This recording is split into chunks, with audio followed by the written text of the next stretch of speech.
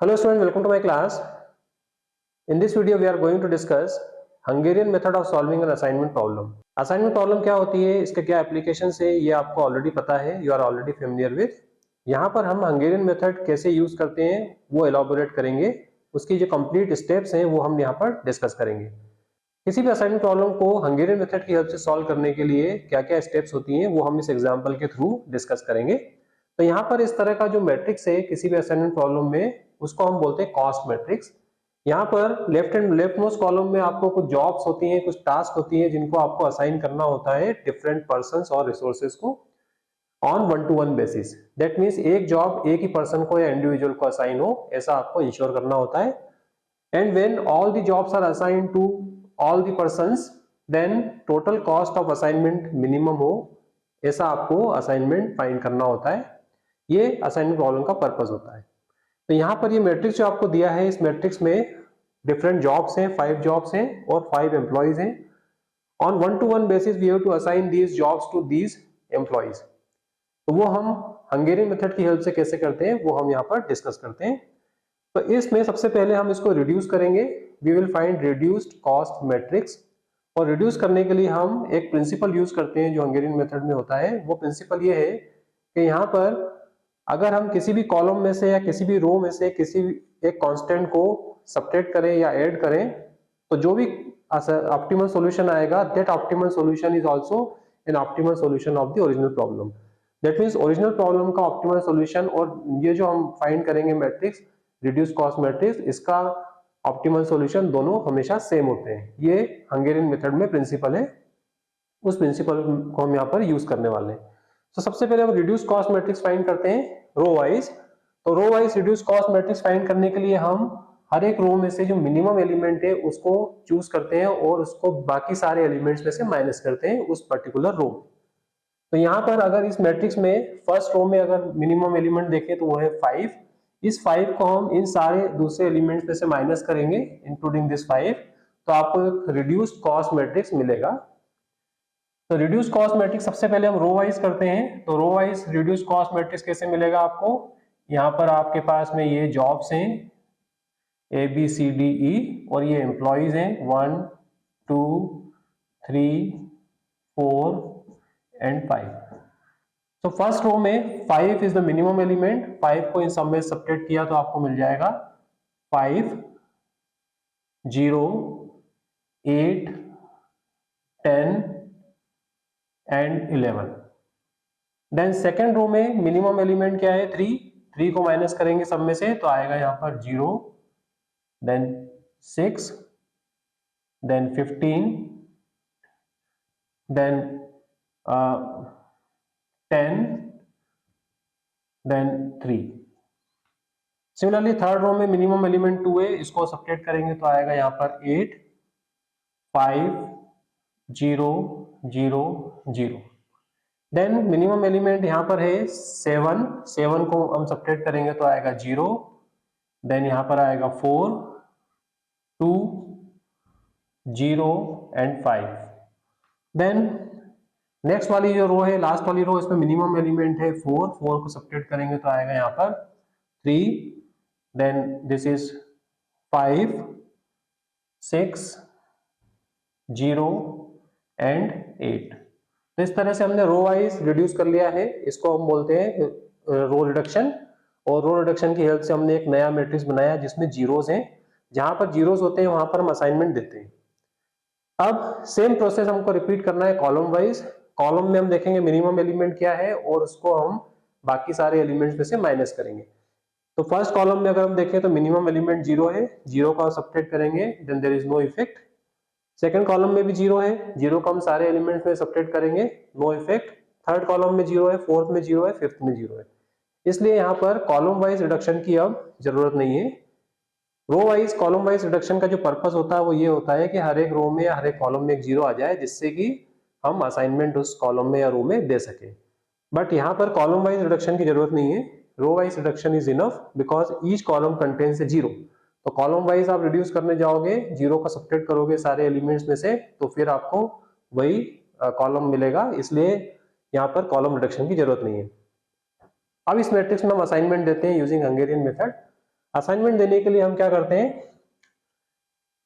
Row wise सबसे पहले assignment देंगे हम। तो रो वाइज हम सबसे पहले उस रो को चूज करते हैं जिसमें सिंगल जीरो है। तो सिंगल जीरो वाली फर्स्ट रो है, इसलिए यहां पर हम असाइनमेंट दे सकते हैं। यहां पर हमने असाइनमेंट दिया और इस पर्टिकुलर कॉलम में कोई और जीरो है तो उसको क्रॉस करेंगे, बट यहाँ पर कोई और जीरो नहीं है, इसलिए अभी यहाँ पर क्रॉस करने की जरूरत नहीं है। सेकंड वाली रो को चेक किया, सेकंड वाली रो में भी सिंगल जीरो है, तो सिंगल जीरो है इसलिए हमने यहाँ पर असाइनमेंट दिया और इमीडिएटली इस जीरो को क्रॉस कर दिया। व्हाई? बिकॉज अब फर्स्ट वाले जो एम्प्लॉय है उसको बी जॉब मिल गया है, तो फर्स्ट वाले एम्प्लॉय को दूसरा कोई जॉब नहीं मिलेगा, 1-to-1 बेसिस पर असाइन करना है। देन थर्ड वाली रो में गए हम, यहाँ पर देखा 3 जीरोज है, तो यहाँ पर अभी असाइनमेंट देना पॉसिबल नहीं है। फोर्थ वाली रो में गए हम, फोर्थ वाली रो में एक सिंगल जीरो है, बिकॉज ये जीरो ऑलरेडी क्रॉस हो गया है, इसलिए हम यहाँ पर असाइनमेंट देते हैं और इन दोनों को क्रॉस कर देते हैं। देन फिफ्थ वाली रो में गए, कोई जीरो नहीं है। अब सेम प्रोसेस हमको कॉलम वाइज करना है, तो कॉलम वाइज यहाँ ऑलरेडी असाइनमेंट है, यहाँ भी ऑलरेडी है। इस वाले कॉलम में अगर हम देखेंगे तो सिंगल जीरो है, इसलिए यहाँ पर हमने असाइनमेंट दे दिया। और इस वाले कॉलम में अब ऑलरेडी असाइनमेंट है और इस वाले जीरो को हमने क्रॉस कर दिया। जब यहाँ असाइनमेंट देंगे तो इस वाले जीरो को क्रॉस कर देंगे, सो दैट कि जॉब सी जो है वो थर्ड एम्प्लॉय को मिल गई है, अब जॉब सी किसी और को नहीं मिलेगी। तो इस तरह से हमने इनिशियल जो असाइनमेंट है वो दे दिया रो रिडक्शन कॉलम रिडक्शन करने के बाद में। और यहाँ पर आप देख रहे हो कि जो जॉब ई है वो किसी भी एम्प्लॉय को नहीं मिली है, दैट मीन्स अभी जो हमारा सॉल्यूशन है या असाइनमेंट है वो ऑप्टिमल नहीं है। तो ऑप्टिमल नहीं है तो अब क्या करना पड़ेगा, हमको इस कॉस्ट मैट्रिक्स को रिवाइज करना पड़ेगा। रिवाइज करना पड़ेगा दैट मीन्स इसमें एडिशनल जीरोस, अभी जो हमने जीरो क्रिएट किए हैं इनके अलावा और जीरोस कैसे आ सकते हैं वो हमको देखना पड़ेगा। तो यहाँ पर एडिशनल जीरोस क्रिएट करने के लिए अगर हम सेम प्रोसेस फिर से अडॉप्ट करें, दैट मीन्स मिनिमम एलिमेंट को चूज करके बाकी सारे एलिमेंट्स में से माइनस करें, तो वो जो प्रोसेस है, वो जो मेथड है वो यहाँ वर्क नहीं करेगी। बिकॉज यहाँ पर अगर आप देखोगे जीरो लीस्ट एलिमेंट है, जीरो को अगर हम माइनस करेंगे सब में से तो कोई चेंज नहीं आएगा, कोई एडिशनल जीरो नहीं आने वाला है।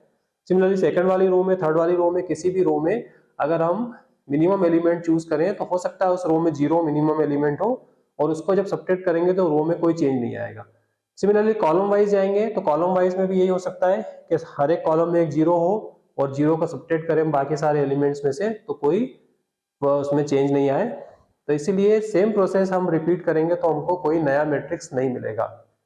इसीलिए एडिशनल जीरोस क्रिएट करने के लिए हम क्या करते हैं, इस पूरे मैट्रिक्स में से जो मिनिमम एलिमेंट है उसको चूज करते हैं और उस मिनिमम एलिमेंट को बाकी सारे एलिमेंट्स में से माइनस करते हैं। तो यहाँ पर जो मिनिमम एलिमेंट है इस पूरे एंटायर मैट्रिक्स में, वो मिनिमम एलिमेंट है एक्सेप्ट जीरोस, वो है 2। तो 2 को हम सब्ट्रैक्ट करेंगे फ्रॉम ऑल अदर एलिमेंट्स। तो जो मैट्रिक्स मिलने वाला है वो मैं यहाँ पर लिख रहा हूं, A B C D E, first, second, third, fourth and fifth. तो अब यहाँ पर 2 को हम सब्ट्रैक्ट करते हैं फ्रॉम ईच एलिमेंट। तो 2 को सब्ट्रैक्ट किया आपने तो ये आ जाएगा 3, यहाँ पर आएगा -2, जीरो में सब्ट्रैक्ट किया तो, then 6, then 8, then 9, then -2, 4, 13, 8 and 1, then यहाँ पर आएगा 6, यहाँ पर आएगा 3, देन दिस इज -2, -2, -2, देन यहाँ पर है -2, 2, 0 and -2 and 3, and finally we have 1, 3, 4, -2 and 6। तो अगर हमने लीस्ट एलिमेंट, जो नेक्स्ट लीस्ट एलिमेंट 2 है, उसको हमने सभी एलिमेंट्स में से माइनस किया तो आपको ये रिजल्टिंग मैट्रिक्स मिलेगा। बट इसमें कुछ नेगेटिव एंट्रीज हैं और जो जीरोस थे वो डिसअपियर हो गए हैं। सो टू रीस्टोर दोज जीरोस, नया जीरो यहाँ पर आया है एक, बाकी सभी जगह जो जीरोस थे वो यहाँ पर डिसअपियर हो गए, उनकी जगह नेगेटिव वैल्यूज आ रही है। इन अदर वर्ड्स यहाँ पर जो नेगेटिव आ रहा है उन नेगेटिव वैल्यूज को हमको पॉजिटिव बनाना पड़ेगा।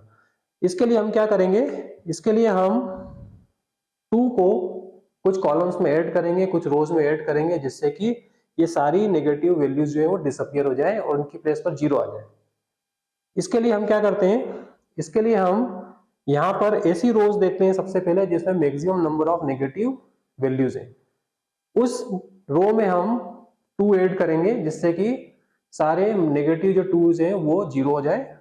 उसके बाद में हम नेक्स्ट रो को चेक करते हैं, वहां भी maximum number of negative values होना चाहिए। तो इस प्रोसेस को हम तब तक रिपीट करते हैं जब तक कि सारे नेगेटिव 2s जो है वो डिसअपियर नहीं हो जाए। तो वो हम कैसे करते हैं, वो हम इस तरह से करेंगे। तो यहाँ पर हमने लिखा A B C D E, first employ, second, third, fourth and fifth. तो यहाँ पर अगर हम देखें तो फर्स्ट रो में एक ही नेगेटिव वैल्यू है, सेकेंड रो में भी एक नेगेटिव वैल्यू है -2, बट थर्ड रो में 3 नेगेटिव वैल्यूज हैं। तो सबसे पहले हम थर्ड रो में ऐड करते हैं 2। सो हमने 2 ऐड किया अगर थर्ड रो में, तो ये आ गया 8, देन 5, देन 0 0 0। ओके, तो हमको यहाँ पर 2 ऐसा ऐड करना है जिससे ये वाला 0 तो प्रेजेंट रहे, बाकी सभी जगह जो नेगेटिव वैल्यूज हैं वो डिसअपियर हो जाए। देन नेक्स्ट हम जाते हैं, तो नेक्स्ट जाने के बाद में अगर हम देखेंगे तो इसमें सिंगल नेगेटिव वैल्यू है, अभी इसको हम ऐड नहीं करेंगे।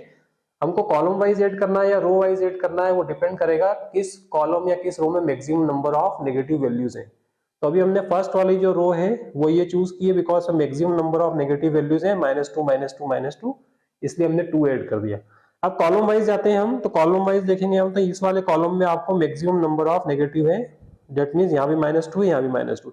सो इस इंटायर कॉलम में हम 2 ऐड करते हैं।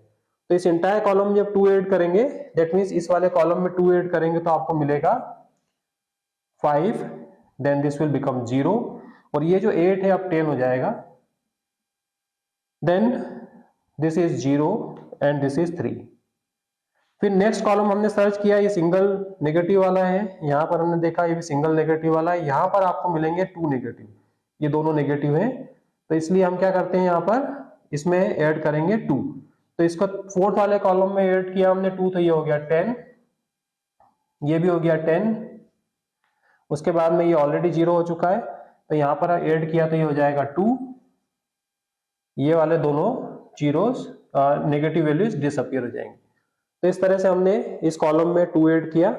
अभी यहाँ पर आप देखोगे कि इस वाले रो में कॉलम वाइज एग्जॉस्ट हो गया, अब रो वाइज चलेंगे हम, तो इस वाली रो में हम ऐड करेंगे 2 बिकॉज आप सिंगल नेगेटिव वैल्यूज वाली रोज बाकी है। तो यहाँ पर हमने 2 ऐड किया, तो अब देखो यहाँ पर हो जाएगा 7, यहाँ पर होगा 0, यहाँ पर हो जाएगा 8, और ये हो जाएगा 12, और ये होगा 11। ओके, इस वाली रो में ऐड करने की जरूरत नहीं है, ऑलरेडी हमने ऐड कर दिया था। तो ये 4 है, ये 13 है, ये 1 है। इसके बाद में इस वाली में हमने ऑलरेडी ऐड कर दिया है, इस वाली में हमने देखा 0, तो ये हो गया आपके पास में 2 एंड 0 एंड 3। यहाँ पर हमने ऐड नहीं किया, 3 4 और ये हो गया 6। सो इस तरह से ये जो नया मैट्रिक्स आया है ये है रिवाइज्ड कॉस्ट मैट्रिक्स। इसमें एक 0 एडिशनल क्रिएट हुआ है, बाकी सभी जगह जो 0 थे उनमें से कोई एक 0 डिसअपियर हो गया, बाकी सारे 0 वैसे ही हैं। तो ये हो गया रिवाइज्ड कॉस्ट मैट्रिक्स। जब भी आपको रिवाइज करना हो तो इस प्रोसेस को फॉलो करना है। आपको नेक्स्ट मिनिमम एलिमेंट जो भी है उसको चूज करना है एंटायर मैट्रिक्स में से, और उसको सारे एलिमेंट्स में से सबट्रैक्ट करना है, और उसके बाद में ओल्ड जीरोस को रिस्टोर करने के लिए किस कॉलम में किस रो में आपको ऐड करना है वो आपको सर्च करना पड़ेगा, डिपेंडिंग ऑन द सिचुएशन वहां पर आपको ऐड करना पड़ेगा। तो अभी ये जो रिवाइज कॉस्ट मैट्रिक्स आया है, इस रिवाइज कॉस्ट मैट्रिक्स में हम फिर से असाइनमेंट देंगे सेम प्रोसेस से। तो यहाँ पर असाइनमेंट हम देंगे, तो सबसे पहले वाले रो में सिंगल 0 है, इसको हमने असाइनमेंट दे दिया। यहाँ पर और कोई 0 नहीं है इसलिए क्रॉस करने की जरूरत नहीं है। सेकंड वाली रो में फिर से एक 0 है, तो हमने एक 0 असाइनमेंट दे दिया और इसको क्रॉस कर दिया। इसके बाद में थर्ड वाली रो में हम गए तो 2 जीरोस हैं यहाँ पर, इसलिए असाइनमेंट नहीं देंगे। इसमें हम गए अगेन 2 जीरोस, so we can not assign here. Last वाली रो में गए थे एक सिंगल 0 है, तो सिंगल 0 को हमने असाइन कर दिया, इसको इमीडिएटली क्रॉस कर दिया। रो वाइज असाइनमेंट हो गए। अब कॉलम वाइज चलेंगे, इस कॉलम में ऑलरेडी है, इस कॉलम में ऑलरेडी है। यहाँ पर 2 जीरोस हैं, अभी असाइनमेंट हम नहीं दे सकते हैं। यहाँ पर हमने देखा एक असाइनमेंट ऑलरेडी आ चुका है, यहाँ पर हम देखेंगे तो एक 0 है, सिंगल 0, इसलिए असाइनमेंट दे दिया और इसको क्रॉस कर दिया। नेक्स्ट कॉलम वाइज एग्जॉस्ट हो गया। अब रो वाइज चलेंगे, रो वाइज चलेंगे तो आपको यहाँ पर एक सिंगल 0 वाली रो यही मिलेगी, इसको असाइनमेंट हमने दे दिया। नाउ यू कैन चेक कि असाइनमेंट जो है वो यहाँ पर ए को सेकंड है, बी को फर्स्ट है, सी को फिफ्थ है, एंड डी को थर्ड है, एंड ई को फोर्थ है। तो यहाँ पर ये जॉब्स हैं, इन एम्प्लॉयज को 1-to-1 बेसिस पर असाइन हो गई है, और ये अब असाइनमेंट जो है वो ऑप्टिमल असाइनमेंट है। तो इस प्रोसेस के थ्रू आपने ऑप्टिमल असाइनमेंट फाइंड कर लिया। लेकिन ये जो प्रोसेस हम कर रहे हैं यहाँ पर, किस कॉलम में ऐड करना है, किस में सबट्रैक्ट करना है, ये हमेशा इतना इजी नहीं होता है।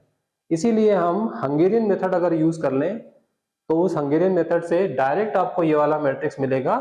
इस मैट्रिक्स को यूज करके हम डायरेक्ट ही मैट्रिक्स ला सकते हैं। ये जो मैट्रिक्स है इसकी जरूरत नहीं है हंगेरियन मेथड में।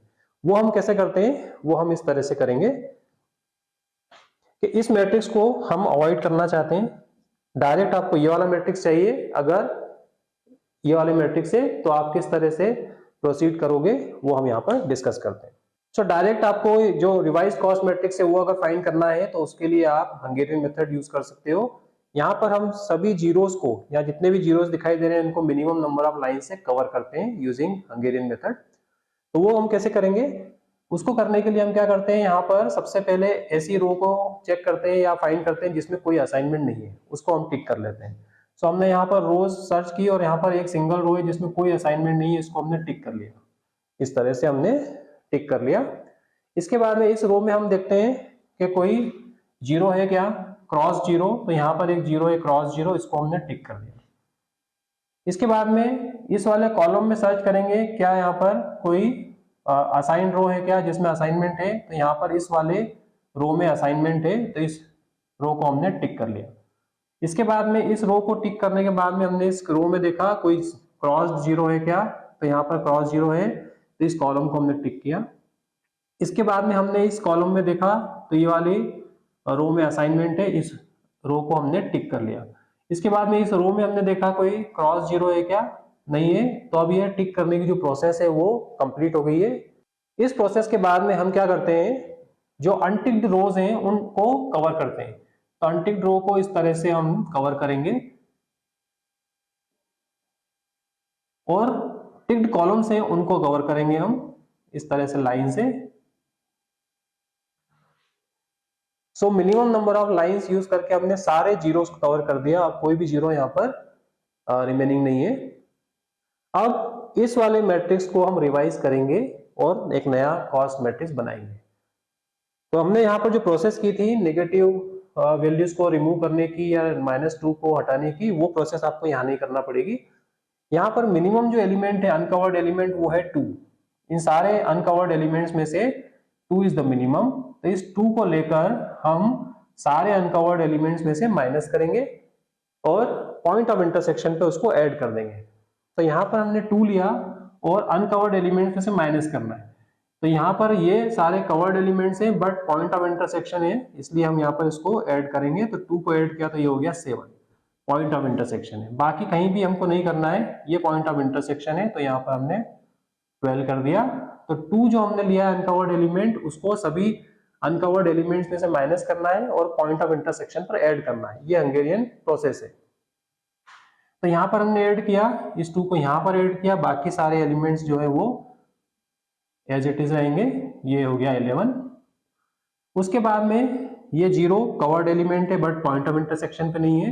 यहाँ पर हमने सब्ट्रैक्ट किया तो ये आ गया 4, यहाँ पे सब्ट्रैक्ट किया तो ये आ गया 13। इसके बाद में ये कवर्ड है इसलिए 10, और यहाँ पर सब्ट्रैक्ट किया तो आ गया 1। इसके बाद में पॉइंट ऑफ इंटरसेक्शन है तो यहाँ पर हो जाएगा ये 10, ये एज इट इज रहेगा 5, ये 0 भी एज इट इज, ये पॉइंट ऑफ इंटरसेक्शन है तो 2 हो जाएगा, ये 0 एज इट इज रहेगा।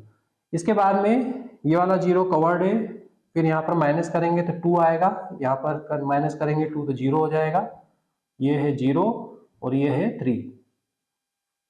इसके बाद में ये कवर्ड एलिमेंट है, इसको एज इट इज रखेंगे हम 3, फिर 5 में से 2 गया तो हो जाएगा 3, फिर 6 में से 2 माइनस हुआ तो होगा 4, ये वाला कवर्ड एलिमेंट है 0 और यहाँ पर हो जाएगा 6। तो इस तरह से जो रिवाइज कॉस्ट मैट्रिक्स है वो आपको डायरेक्टली मिल गया है। ये जो हंगेरियन प्रोसेस है ये अवॉइड करती है, ये इंटरमीडिएट जो प्रोसेस थी जहां पर हम नेगेटिव वैल्यूज आ रही थी उसको अवॉइड करती है ये प्रोसेस। तो इस तरह से जो आपका फाइनल मैट्रिक्स था प्रीवियस स्टेप में जहां पर असाइनमेंट ऑप्टिमल नहीं था उससे आपने रिवाइज कॉस्ट मैट्रिक्स बनाया, जो कि डायरेक्टली आपको ये मिल जाएगा। तो यहाँ पर मिनिमम नंबर ऑफ लाइन से हम सारे जीरोस को पहले कवर करते हैं और फिर जो मिनिमम अनकवर्ड एलिमेंट है उसको लेकर पॉइंट्स ऑफ इंटरसेक्शन पर ऐड करते हैं, जहां पर लाइंस का पॉइंट ऑफ इंटरसेक्शन है, और बाकी सारे अनकवर्ड एलिमेंट में से माइनस करते हैं। बाकी जो कवर्ड एलिमेंट्स है उनको हम एज इट इज रखते हैं, उनमें से कुछ भी माइनस नहीं करते। तो ये जो मैट्रिक्स है आप चेक कर सकते हो, हमने पहले जो बनाया था वो मैट्रिक्स जैसा ही है, सारी एंट्रीज वही है। तो अब आप असाइनमेंट दे सकते हो। यहाँ पर असाइनमेंट आप दे दो, सिंगल जीरो वाली रो है और कोई जीरो नहीं है, तो सिंगल जीरो वाली रो है और कोई जीरो नहीं है, यहाँ पर इसको क्रॉस कर दिया हमने। फिर आगे चले, डबल जीरो है, यहाँ भी डबल जीरो है, ये सिंगल जीरो है, इसको हमने क्रॉस कर दिया। उसके बाद कॉलम वाइज चले, तो कॉलम वाइज में हम इसको यहाँ पर असाइनमेंट देंगे, इसको क्रॉस कर देंगे, एंड फाइनली फिर रो वाइज चलेंगे तो ये असाइनमेंट हो जाएगा। तो इस तरह से ये असाइनमेंट वही है जो अभी हमने लॉन्ग प्रोसेस को अडॉप्ट करके असाइनमेंट फाइंड किया था। तो यहाँ पर मिनिमम नंबर ऑफ लाइन से सारे जीरोस को कवर करने का जो एडवांटेज है वो ये है कि यहाँ पर हम जो करने जा रहे थे कि यहाँ पर -2 आ गया है तो उसको हम 2 ऐड करके 0 बनाए, वो जो प्रोसेस है that process is not always easy.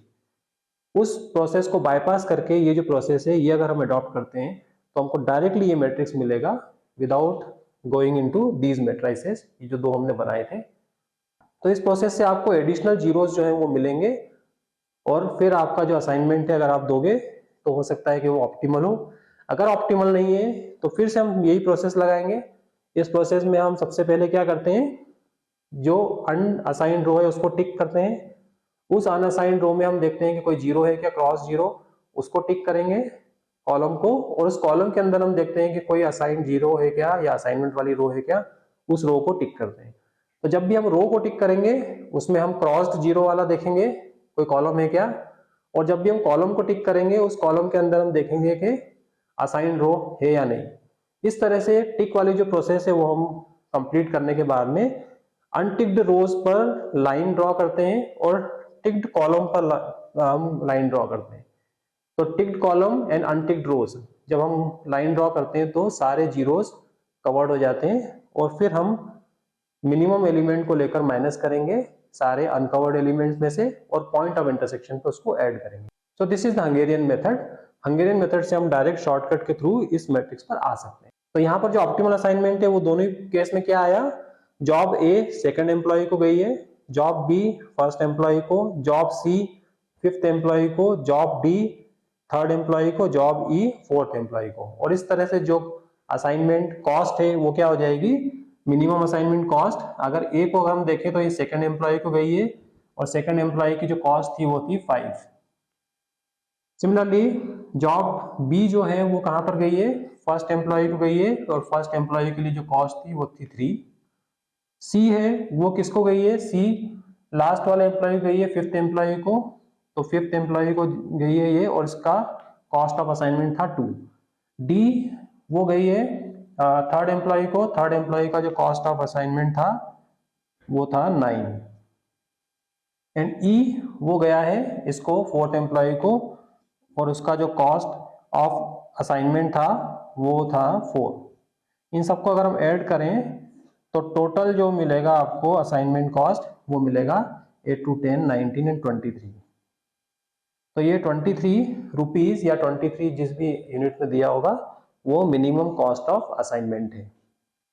So I hope you understood how to use Hungarian method, और हंगेरियन मेथड के पीछे जो लॉजिक है वो आपको समझ में आ गया होगा। Thank you very much.